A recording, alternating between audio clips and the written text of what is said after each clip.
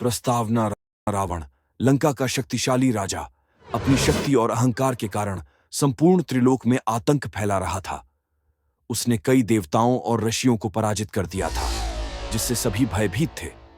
लेकिन उसका सबसे बड़ा अपराध था नल कुबेर की पत्नी रंभा के साथ दुर्व्यवहार करना, जिसने उसके भाग्य को बदल दिया। रावण और रंभा।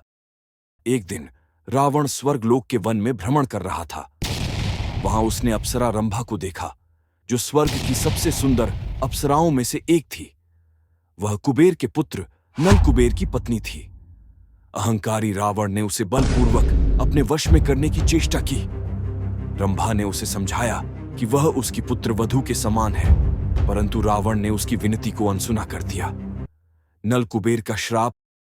जब नल कुबेर को इस घटना का पता चला तो वह अत्यंत क्रोधित हुए। उन्होंने रावण को भयंकर श्राप दिया।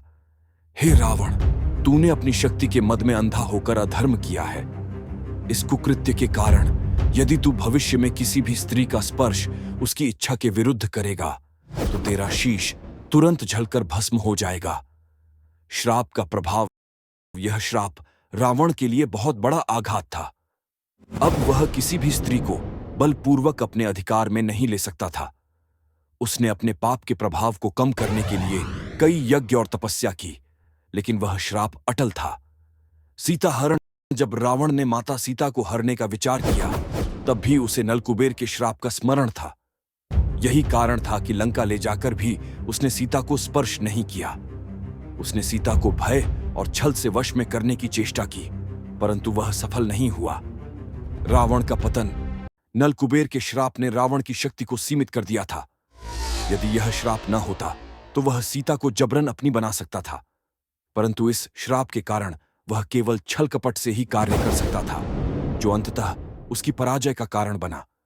भगवान राम ने जब लंका पर चढ़ाई की तो रावण के अहंकार, अधर्म और पापों का अंत हो गया। निष्कर्ष। इस कथा से यह सिद्ध होता है कि अधर्म और अन्याय का अंत निश्चित होता है। नल कुबेर का श्राप रावण के पतन का सबसे बड़ा कारण बना, जिससे यह संदेश मिलता है कि शक्ति का दुरुपयोग विनाश का कारण बनता है।